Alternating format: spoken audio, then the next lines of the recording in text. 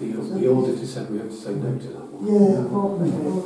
Last year the notice was advertised 1 day short or half a day short, so we had to say no, that we can't do that one. Section 4 short. Okay, so the order. Provided we didn't give proper notice for the electors. We advertised it at 10 o'clock on the night of the 26th, and we should have advertised it on the 27th and had an extra day on the end. So that's down to no in the order, Yeah. and it's part of the action. Yeah. Okay. It's not by the action plan, it's just it's noted that it needs to be. Oh, okay. With this year, we need to make sure we do it for the right amount of time. Oh, right. Okay.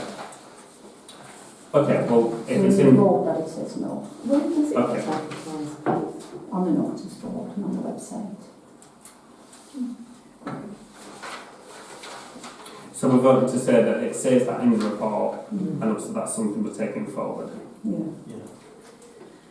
Okay, so following Kyla's guidance on that, so we're voting to say that that's in the report, that's, so we're accepting that it's in the report, and that's something we're going to action and take forward. Is that okay with everyone?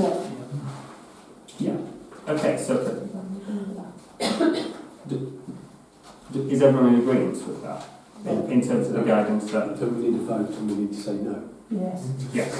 Yeah, Right. essentially, yes. Okay. Yeah. So votes in favour of us saying no on that particular point. Can I get a show of hands on that, please?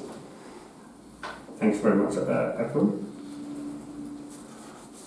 Okay, so 10.1.5. We carried out an assessment of the risks facing this authority and took appropriate steps to manage those risks, including the introduction of internal controls and external insurance cover where required. Can I get votes in favour that we do that? Yeah. So we've got 1, 2, 3, 4, 5, 6. Yeah. 6. I can count. Votes against that we don't do that. That should be saying no. I felt unclear on that because of the auditor's guidance about the risk assessment.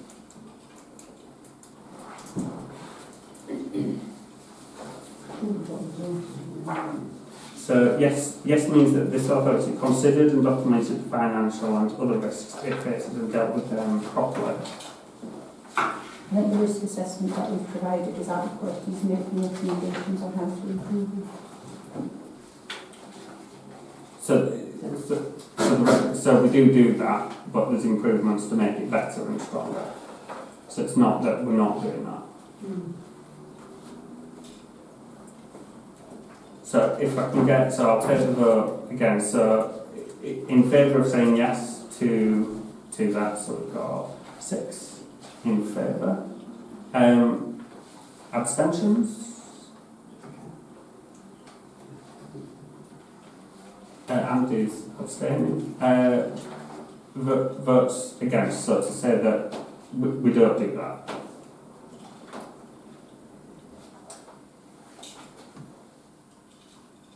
No. No, I think I'm abstaining, thank you. You want to say no? Yes. No. Okay. Are you saying no as well, Stephen? Yeah. So we've got 2 no's, 6 yeses. Are they votes against? They're votes against, but 6 overall saying yes. No, sorry. I said I'm abstaining. Oh, abstaining, sorry. Yes. So, right, 3 abstentions. No. So, okay, so 6 saying yes and 3 abstentions. Yes. Okay, sorry about that. Okay. Sorry, sometimes reflection takes a little while. Yeah, no problem. Okay, so 10.1.6. We maintain throughout the year an adequate and effective system of internal audit of the accounting records and control systems. Votes in favour of yes, that we do that. Full house. Thank you.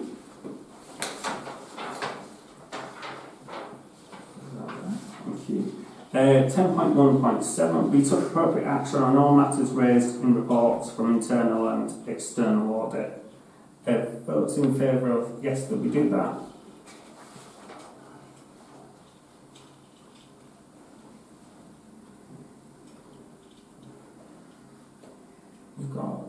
button now.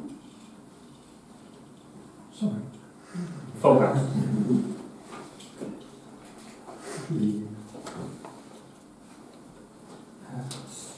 Thank you. 10.1.8. We considered whether any litigation, liabilities or commitments, events or transactions occurring either during or after the year end have a financial impact on this authority and, where appropriate, have included them in the accounting statements. Votes in favour of yes, that we do that.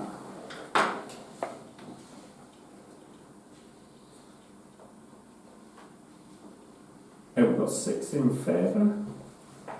Abstentions? 3 abstaining.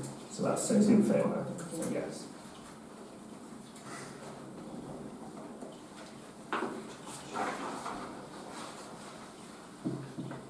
Okay, 10.1.9 for local councils only. Trust funds, including charitable. In our capacity as the sole managing trustee, we discharged our accountability responsibilities for the funds, assets, including financial reporting and, if required, independent examination or audit. So that's not applicable for us. Agree. Do we agree that that's not Where applicable? are we now? So we're on 10 point. So Oh, that on the one. form, the 9. That's not applicable, yeah. So could I just get agreement that that's not applicable to our authority? Thank you, yeah. Okay, so 10.2, agenda item. To consider for approval section 1 of the annual governance and accountability return, AGAR, annual governance statement for the year 2023-2024, in line with the Council's response to each assertion under 10.1. So everything we just agreed, essentially accepting the full report and everything that's taken place. Can I get a proposer and a seconder then, please? Sarah's proposing. Was approval. For its approval, yeah. Lynn seconding. And votes in favour of accepting 10.2. And we've got 6 in favour. Is that in favour? Yeah. 7 in favour. Abstentions?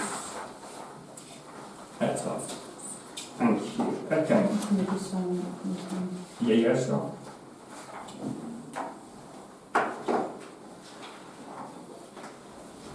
I'll have to go further check that. Okay, 10.3. To consider for approval the AGAR account statements for 2023-2024. Section 2, provided by the responsible financial officer. So, Chairman, can we get a proposal and seconder for that appointment, please? So, sorry, Chairman, we're looking at the whole, it's the whole of, Yeah, it's and all the points on this sheet here. And it's 10.3. So we've been approving all of that? yes. Yeah, okay. Within that is the information of realtors, which is what's being used to input online. Oh, right, okay. Ah.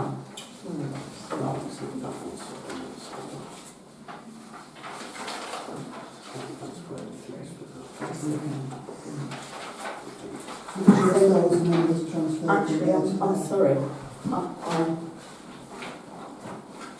I've lost count in that as well. So 10.2 is taking the whole of 10.1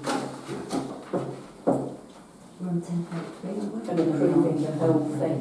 Yeah. Yes. And then 10.2 is both 10.3. Right. Yeah, I mean, 10.3 is 10.3. Right. In that case, would you put me down for an extension on 10.2, please?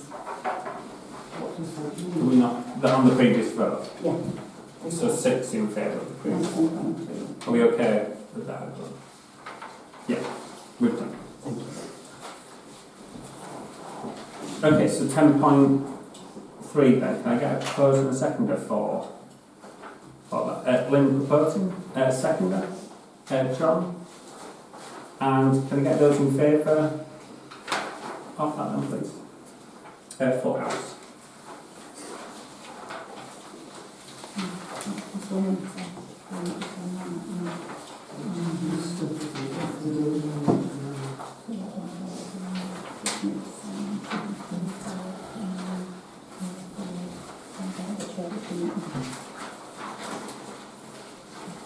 Am I signing my house already?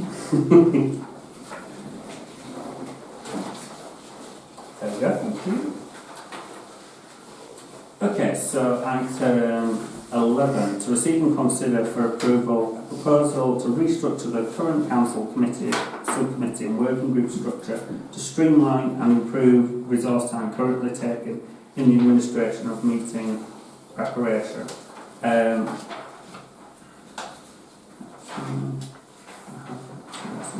And so there's a draft sort of like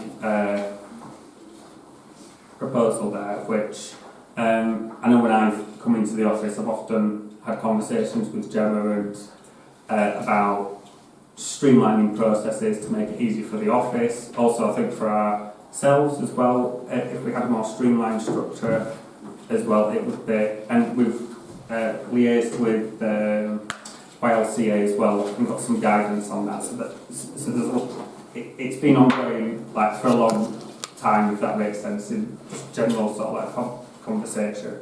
And Gemma's put all this together, which all the office help, because it's like a whole team, isn't it, in that office. So yeah, are there any comments on the structure? Sarah, yeah. I apologise for not having asked this question earlier. I didn't actually get to look at the papers until it was too late to ask the question really. But in terms of the subcommittees, village amenity, village events and communications allotments, reporting to the F&GP,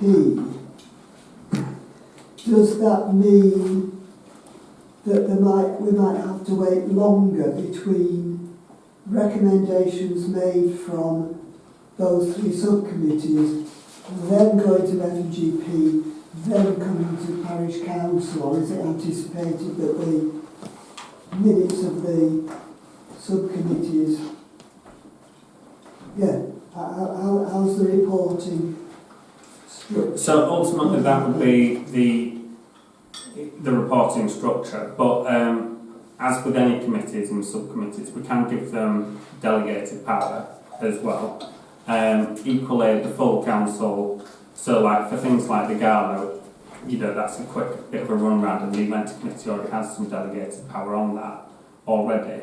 So it's just about streamlining, because there's so many meetings, like some of these meetings can be moved to be earlier through the day maybe as well. And and this is just following the guidance from YLCA as well in terms of what they've advised. And they've said that the main committee should be finance and general purposes, which I'm sure everyone would agree that with it being the financial committee, that is a standalone committee, personnel, and then environment, road safety and planning as well. That's what they've suggested as the way forward.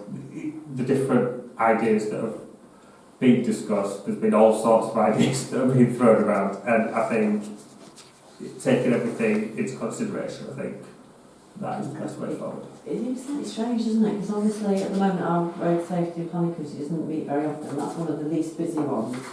So, whereas events and amenities deal with a huge amount of stuff and have loads of meetings.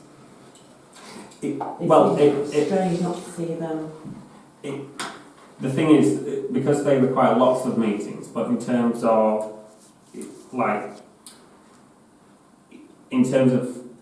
because they have lots of meetings, they can meet more freely, so they can meet through the day to get some decisions to meet and get those discussed and report to an F&GP or the full council, whichever's nearest. It also aligns with planning, for example, and road safety. They have deadlines with full council as well. So it's sort of like aligning with the other authority as well. It's the best practice that's been advised to me, at least. Susie and then Lynn and then I John. think Lynn's first. Oh, Lynn first then. Will it make the Finance and General Purposes Committee basically longer? So they can do with more things too. That's fine. I'm just wondering how you fit it in, if it does. Well, essentially, so all the subcommittees that sit under F&GP, so they'll be minuted, so it will be recommendations, so you'll approve those, and obviously, if there is an F&GP, you'll have a full council first. Those subcommittees can report to the full council first Is instead. that a yes? So, Yeah. I don't know. I think it is a yes. I don't fully know whether it will or not, but I wouldn't force so there'll just be items I was thinking rather if than. it does, then there probably isn't enough time in the current committee, because it's already, the time it is there for is already filled usually. That's my concern, basically. Yeah. Susie, yeah. Well, taking on board what both Amanda and Lynn have said, it feels like there's little to gain from doing this, apart from chogging up the FGP committee. It feels difficult to understand why they couldn't remain a separate committee in their own right, and then come back to full council. Because I mean, the law report back to the full council, and the law report to the corresponding subcommittee. It's because. It's just we're stuck in another level that they have to go through. But I'll just take Sarah's comment first. I wonder whether, Sorry, John. I know that following the councillor training, Gemma had conversations with Karen. Yes, Yeah. Karen from Wales. YLCA. And this was, I understand that this structure was drawn up, you know, on the advice that the conversations that Gemma had with Karen. And so, I don't think, I'm not understanding there's actual urgency for this. Mm-hmm. So could we defer it to a meeting when Gemma's here? So Yes. then she can explain the rationale and we can more clearly understand the rationale for We it. don't understand the benefit, do we? That's what we're missing. I Yeah. kind of also think Gemma wouldn't be suggesting it. No, there must be a vital Yeah. thing that we're not That's- getting. Yeah. So I'd propose procedural motion that we defer this to the July Yeah. meeting. Can I just add to that procedural motion in the sense that any comments or questions people have, we can send them to the clerk, so some of those comments that you've got could maybe put in place straight away, sort of that thing, so we're not sort of like waiting, Yeah. if that makes sense. Yes, so I'll take that as a proposal, then to defer, so it might be July or September, the next, we'll delegate that responsibility to Gemma in terms of the next appropriate full council meeting. Just in terms of that, on the basis we've agreed that next month we will be voting for people on the committees. Yeah, does that, Yeah. should this come before or after that is the only question I would have. It's kind of it's a bit of a chicken and egg situation, isn't it? Because one of my questions was, which I'll just say anyway, it depends obviously, and there's a thing about terms of reference that would need changing, and then it's a decision about, well, do you have to be on F&GP to get on the subcommittee, or are they, because that, and that's what I wasn't, that was kind of my questions in terms of it, but that maybe has a major impact on voting for people to go on the committees if we don't know, if we haven't agreed quite how they're going to be structured. So that's what I say, it's a bit of a chicken and egg, isn't it? That's all. Yeah, So. does it mean that the 6 people who are on the FGP committee are then on every other committee? There's nobody else involved. But then is it worth having the subcommittee if you've got different people on a subcommittee to a main committee, and it's got to be like that, which obviously Gemma hopefully could have answered, but she's not here. But it just prompts me to think, well, is next month then the right month to decide who goes on what committee if we don't know what they're going to be? First glance, it doesn't look logical, does it? But there must be Yeah. some explanation. So I think we can intertwine what you've mentioned in terms of the committees. We've got a current structure in place, so we can continue with that August we don't meet, so if it has to go to September, then we'd have all the new councillors in place as well. So I'm not wanting to prolong this, Chair. I would think, I mean, we've elected people to committees, haven't we, for the year? yes, And I don't think we can change, we can just take a decision mid-year to change that, really, to say you're not on this committee anymore, because we've, well, perhaps we can, but that's another matter, isn't I it? mean, but that's we because could potentially I think put that's- people on and then revise the Yeah. committee structure later, but it's having a process Yeah. that we... that decision of the committees being deferred to July. That's right. Yeah. So I think if we combined this restructure with the election and delegated that, so if Gemma needs to bring the whole thing to September, we've got enough people on the committees to be able to continue with the current structure that we've got in place, and it allows people to get their comments in, and then we can elect. Because we haven't done that election yet to the committees and so on. So is that clear? Yeah. I was just going to say that we still need those committees, don't we? Yeah. Yeah. It's just literally, it's in my head, it's who does each committee report to. Yeah. Yeah. That's the issue. It also allows- going that way or It also allows greater flexibility because Yeah. formal committees have to meet 6 o'clock onwards on an evening, whereas an events committee sometimes it's deciding, some things that just need to be decided as there and then sort of thing. So it can be decided through the day. It doesn't have to wait until it can be reported to a We just need to committee. check it's not the same Yeah. people, because, Yeah. wow, they'll be busy if they're doing the whole well, lot. several of us do work, don't we? So Yeah. evenings are quite convenient.